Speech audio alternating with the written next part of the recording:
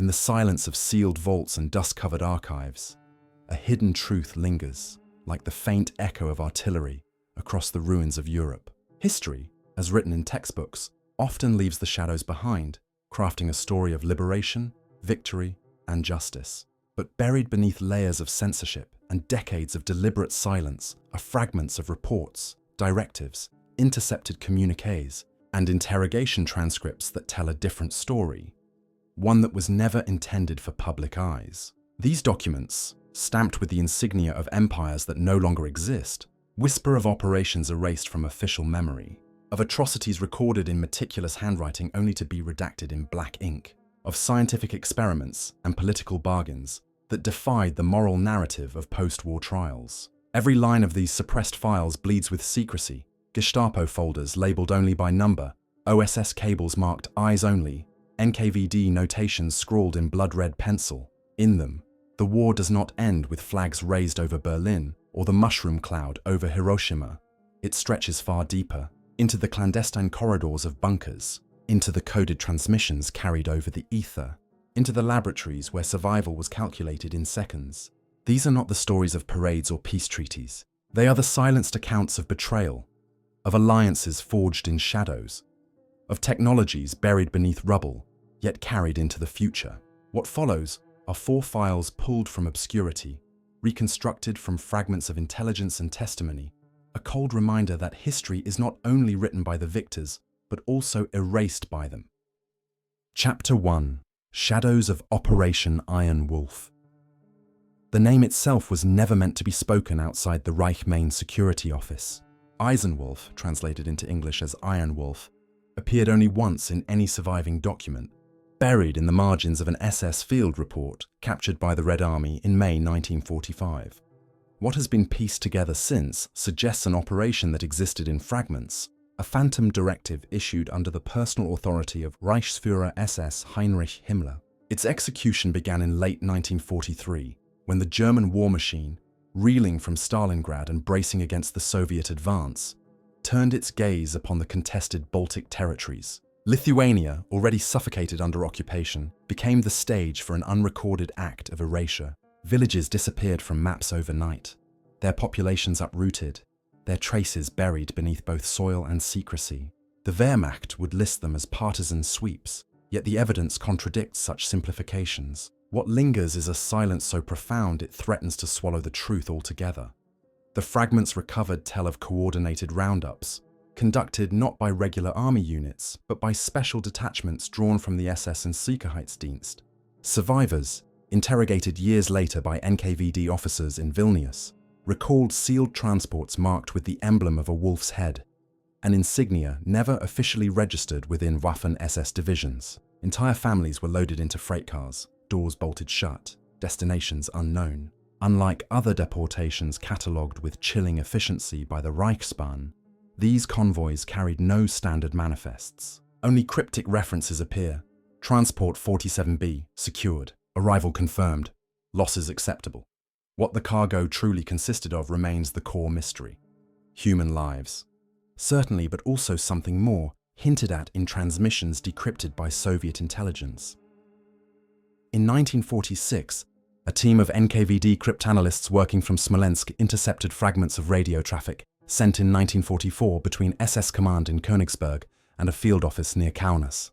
The decrypted phrases included terms such as Versuchsobjekte, test subjects, and Standort 12, Site 12. That site, believed to be concealed within the dense forests of Augsteitija, was never located, despite multiple Soviet reconnaissance missions in the late 1940s. Local testimonies gathered decades later describe an area cordoned off with barbed wire, patrolled by black uniformed guards, where strange sounds carried through the night. One elderly villager recalled, under oath to Lithuanian investigators in 1992, the smell of chemicals drifting across the wind, a bitter taste that clung to the tongue. These descriptions match what Allied war crimes prosecutors later documented at Die Herrenfurth, the IG Farben chemical weapons facility in Silesia. The theory that Operation Iron Wolf connected directly to weapons experimentation is strengthened by captured OSS files now declassified. A cable dated November 1944, stamped "Eyes Only Donovan," refers to Soviet claims of German relocation of populations for weapons testing in Baltic Zone. The cable concludes with a chilling note.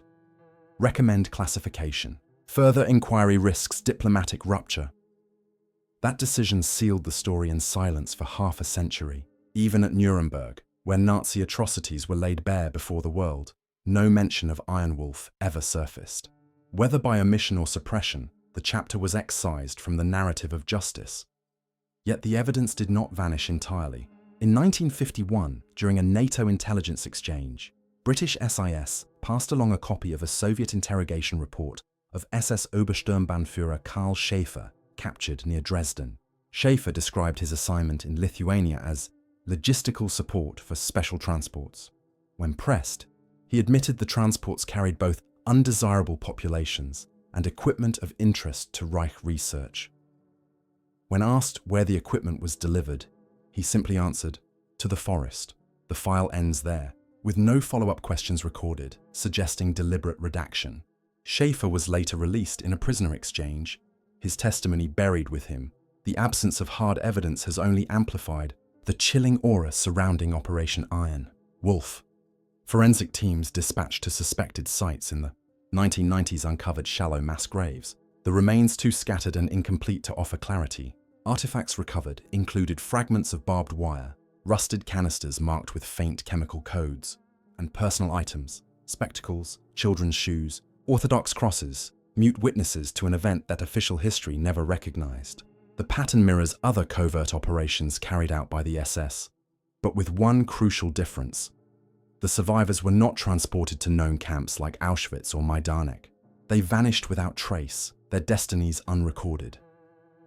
Eyewitness accounts collected by Lithuanian émigrés in Chicago during the 1950s speak of a wolf's head painted on the side of rail cars, an insignia intended to intimidate. Children whispered about it in hushed tones, believing it to mean those taken would never return. The insignia has since been confirmed through a single surviving photograph, held in a private archive in Vilnius. The grainy image shows a freight car on a siding, the painted emblem faint but unmistakable.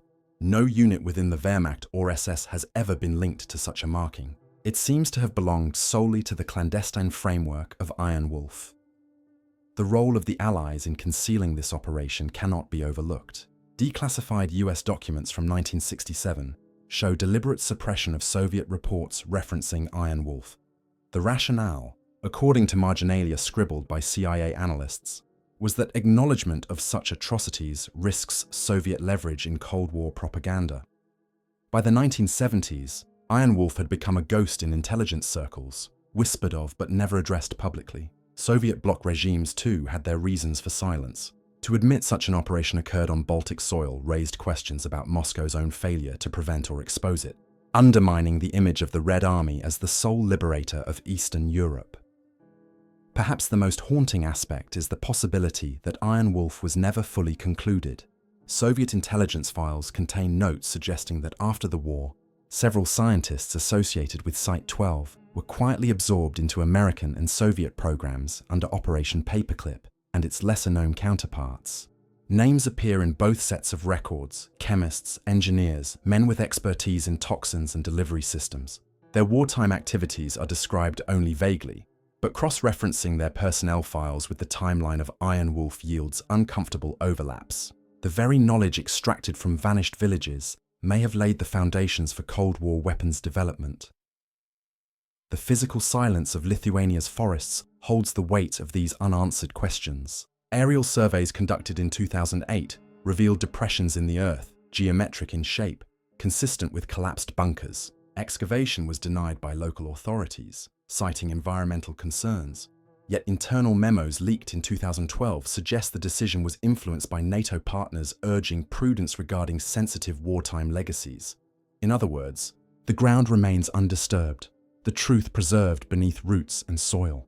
The victims, whose names never entered registries, are absent not only from history, but from memory itself.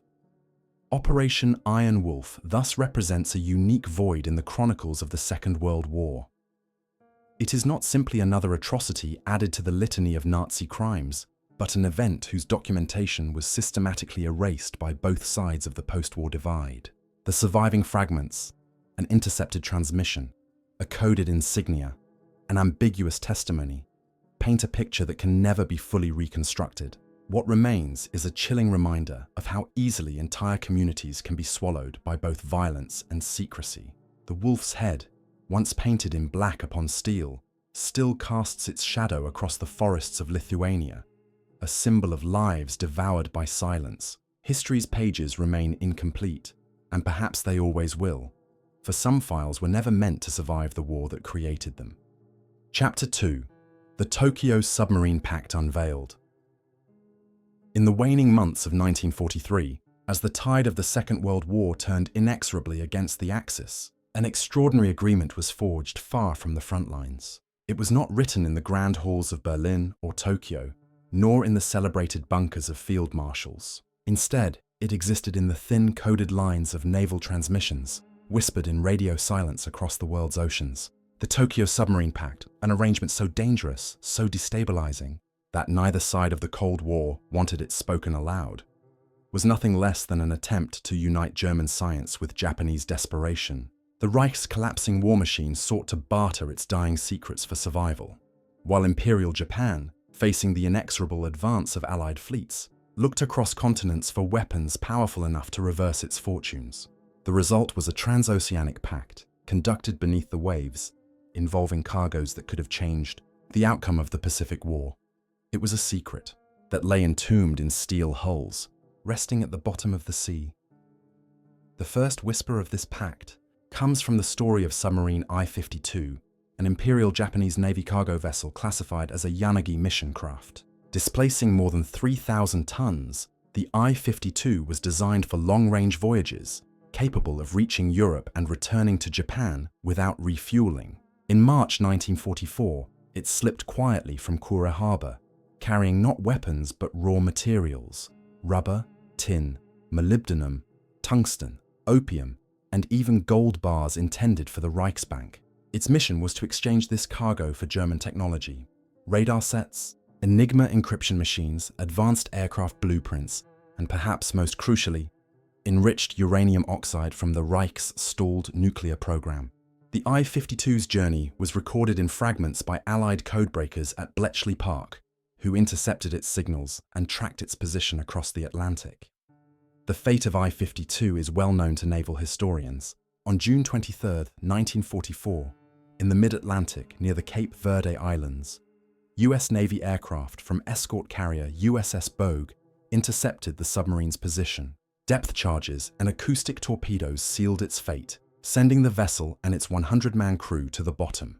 Yet what is less widely discussed is the cargo it carried. In 1995, a civilian deep-sea expedition located the wreck. Among the debris, sonar imagery revealed sealed canisters still intact in the hold.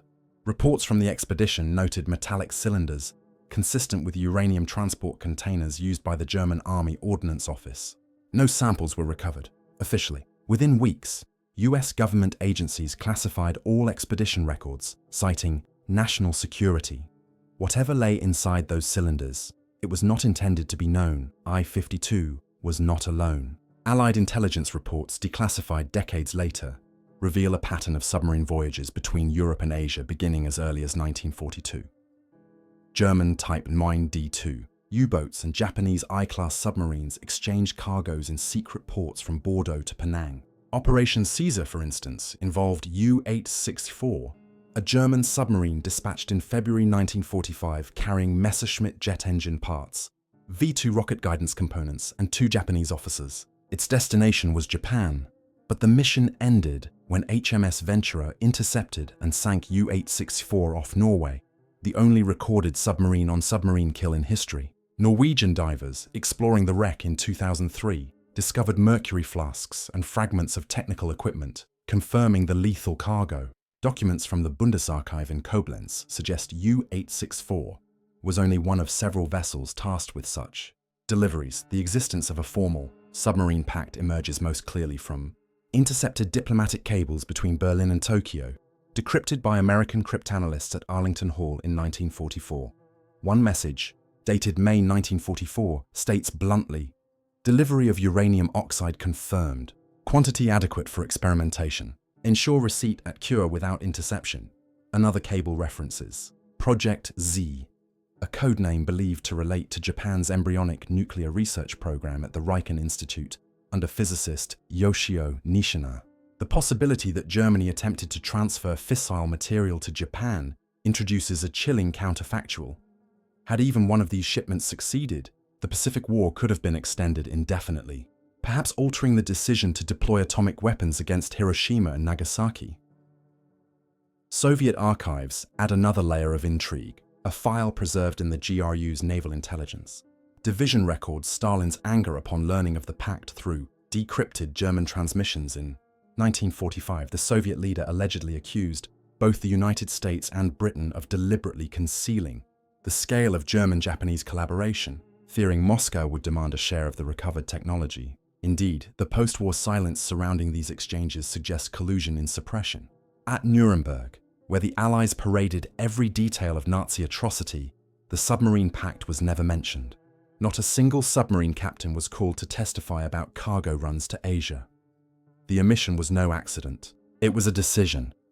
The motivations of both Axis partners were clear. For Germany, by 1944, the war in Europe was lost.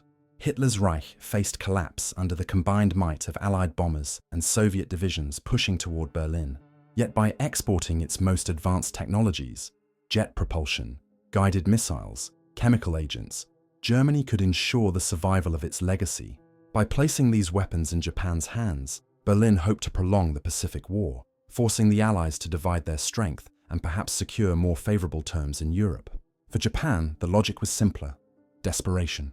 By late 1944, with Saipan fallen and the US Navy preparing for assaults on the Philippines, Japan's military sought miracle weapons. The promise of German science offered a final hope. The secrecy that surrounded these exchanges persisted long after the war ended.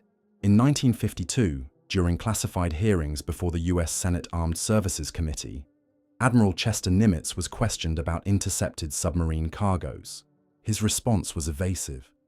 Certain matters remain classified in the interest of national security.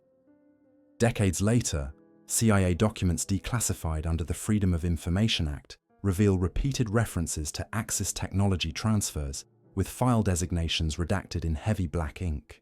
Some of these files reference recovered components from wrecks brought to the surface during Cold War salvage operations, including sonar heads and sealed flasks marked with German serial numbers. None of this information was ever released to the public at the time.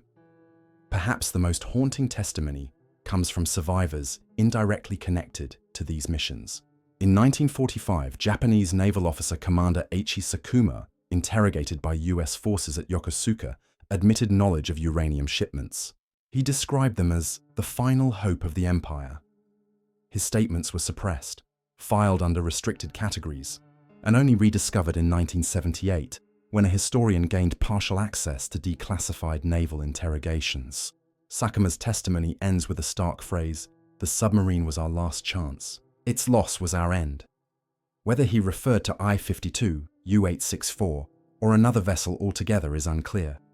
The oceans still conceal much of the Pact's legacy. Hundreds of Axis submarines were deliberately scuttled by the Allies in Operation Deadlight after the war, their contents destroyed or lost to the sea.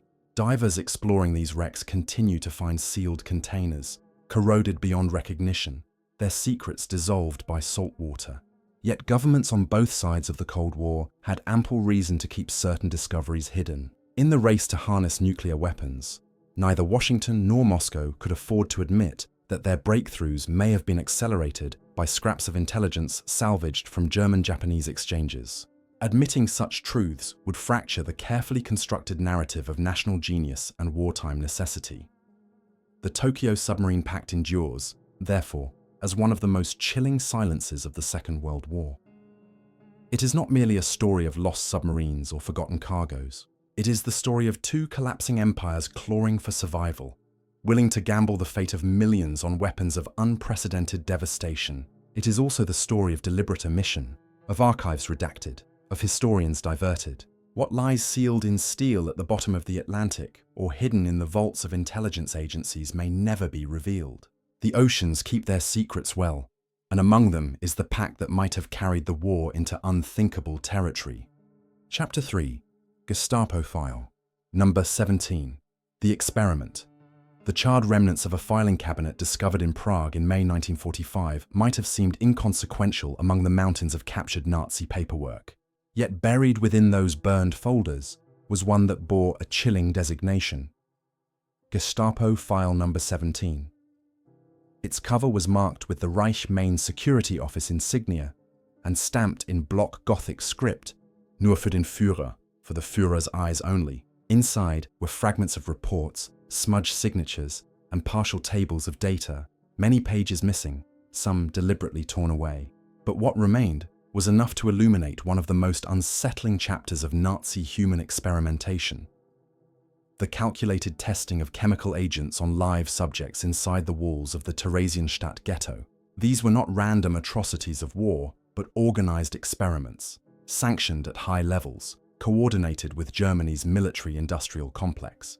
File number 17 was not a record of combat or intelligence. It was a ledger of suffering, measured in minutes of survival. Theresienstadt, known in Czech as Terezín, had long been presented by the Nazis as a model ghetto, a propaganda tool shown to Red Cross inspectors in 1944 to conceal the realities of the Holocaust. Beneath this veneer of staged orchestras and painted facades, however, the ghetto was a prison, a holding pen for deportations to Auschwitz, a laboratory of oppression. According to file number 17, between late 1942 and early 1944, sections of the fortress were cordoned off and repurposed for chemical trials.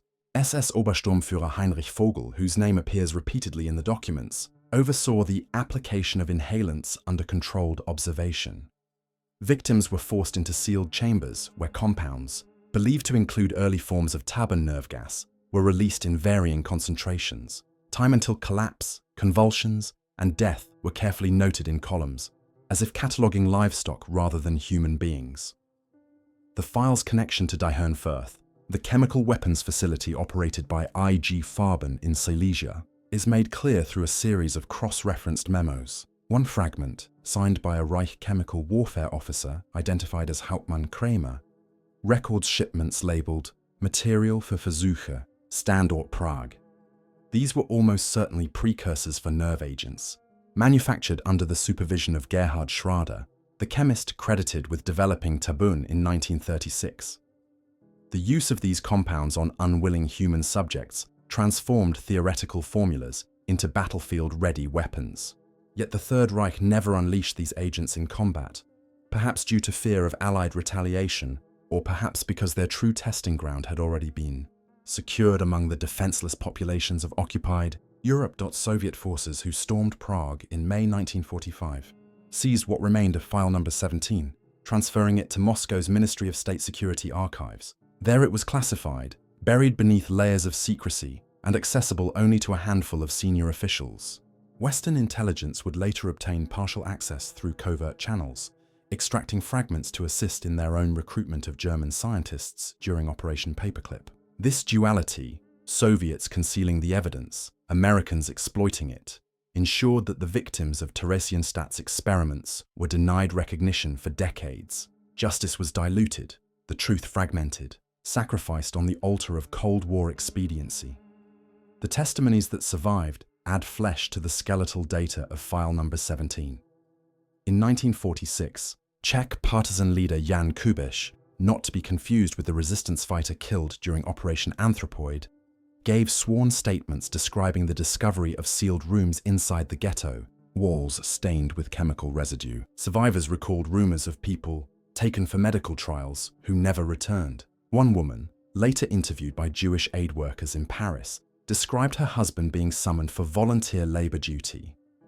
She saw him enter a stone building under SS guard. She never saw him again. These whispers were consistent, but without documents, they were easily dismissed as wartime hysteria. File number 17, however, provided corroboration. The paper trail becomes darker when connected to industrial sponsors. IG Farben, already notorious for its role in producing Zyklon B and exploiting slave labor, emerges again in references throughout the file. A memo dated January 1944 lists evaluation of tolerance, levels for civilian subjects with marginalia, noting Farben oversight, whether company executives were directly aware or whether their field scientists acted autonomously remains debated. But the implication is unmistakable. The ghetto became a living laboratory, a site of applied research intended to refine weapons of mass destruction. These were not rogue acts of sadism, but systematized research for potential deployment. The Allies, too, bear the weight of silence. During the Nuremberg trials, prosecutors presented extensive evidence of medical crimes from Dachau and Ravensbrück. Yet Theresienstadt's chemical experiments were conspicuously absent. Some historians argue this was due to lack of complete documentation. After all, file number 17 was in Soviet hands. Others point to a darker possibility: selective omission to prevent the revelation that both East and West intended to exploit captured chemical data. The United States, through paperclip, shielded figures like Schrader and his colleagues, integrating their knowledge into American chemical and biological warfare programs. The Soviet Union did the same, building its massive chemical arsenal in secrecy. In both cases, the truth of file number 17 became collateral damage. What lingers are the details, etched in cold bureaucratic language. Subject collapsed after 126 seconds. Respiratory failure observed. Skin blistering severe. Mortality 100%. These phrases, pulled from charred scraps, transform faceless statistics into haunting echoes of real suffering. Each number represented a human being, stripped of identity, reduced to data points in a cruel calculus. Even the format of the tables, columns for age, gender, weight, reaction time, betrays the mindset of their authors. The victims were catalogued as experimental variables, their humanity erased by ink and indifference. In 1994, after the fall of the Soviet Union, portions of file number 17 resurfaced in Prague, transferred from Moscow's archives during a brief period of openness. Czech investigators attempted to piece together the fragments, publishing a limited report that confirmed chemical experimentation at Theresienstadt, but admitted the impossibility of reconstructing the full scope. Survivors, dwindling in number, finally had partial vindication. Though most of their voices had long since been silenced by time, the report concluded bluntly: the experiments were real. Their scale remains unknown. Justice remains incomplete. The story of Gestapo file number 17 thus sits at the crossroads of atrocity and secrecy. It reveals a Reich willing to sacrifice human lives for scientific advancement, an industrial conglomerate complicit in crimes disguised as research, and allied powers who allowed silence to persist when truth threatened political convenience. It is not merely a tale of cruelty, but of systemic betrayal, by perpetrators, by scientists, by governments who later chose to hide rather than expose. The ghetto that the Nazis paraded as a model was, in truth, a laboratory of death. What endures most is the absence of closure. No trial ever addressed the chemical experiments of Theresienstadt. No reparations were offered specifically to their victims. The perpetrators who survived the war were absorbed into post-war systems, their expertise valued above their guilt. The victims were reduced to numbers, their identities erased along with the pages burned in that filing cabinet. And so the silence continues, punctuated only by the fragments of file number 17, blackened paper, smudged ink, chilling words that survived against all odds. In those fragments lies a truth the world was never meant to read, a reminder that even in the ruins of war, secrecy can be as deadly as the weapons themselves. Chapter 4: The Forgotten Siege of Königsberg Bunker. In the final brutal months of the Second World War, as the Eastern Front collapsed beneath the relentless advance of the Red Army, the city of Königsberg became a fortress. Once the proud capital of East Prussia, it was reduced to rubble by British bombing raids, and then encircled by Soviet artillery. Yet hidden beneath its medieval cathedral, deep in the earth, a structure was built that was never intended to be known by posterity. It was not the Führerbunker in Berlin, nor the familiar defensive networks of the Wehrmacht. It was a separate command installation, conceived as a regional stronghold for Gauleiter Erich Koch, the fanatical Nazi governor of East Prussia. This subterranean labyrinth, known only through fragments of intercepted communiques and scattered testimonies, housed encrypted Enigma terminals, weapons prototypes, and caches of Reichsbank gold earmarked for evacuation through the Baltic. Its existence was never acknowledged in Soviet communique, never mentioned at Nuremberg, and never admitted in post-war German records. It was the bunker erased from memory, sealed by stone, secrecy, and silence. Königsberg's strategic importance in 1945 cannot be overstated. It was the last major German city east of the Vistula, heavily fortified and commanded by General Otto Lasch, whose orders from Hitler were to defend it to the last man. The Soviets, under Marshal Alexander Vasilevsky and the Third Belarusian Front, launched their assault in January 1945. By April, after weeks of siege warfare and relentless artillery bombardment, the city was reduced to ashes. Yet even amidst this devastation, Soviet reconnaissance reports made cryptic references to unusual subterranean resistance beneath the cathedral square. Communications intercepts confirmed encrypted signals emanating from the area long after surface command posts had been neutralized. The source of these transmissions, later identified as a hardened underground facility, was never reported in official war bulletins. When Soviet storm units finally breached the area on April 9, 1945, they encountered a maze of reinforced corridors, blast doors, and charred documentation. Testimonies from veterans, recorded decades later in oral history projects, describe empty strongrooms with burned shelves, corridors littered with shredded documents, and armored vault doors pried open.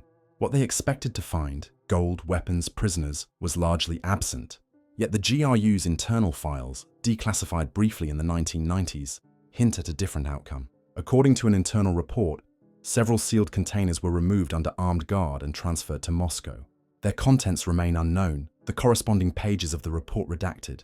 Rumors persist that these containers held advanced weapons research, perhaps even prototypes of jet engines or V-weapons miniaturized for field deployment. Others suggest they contained Reichsbank reserves smuggled east to prevent their capture by advancing allies.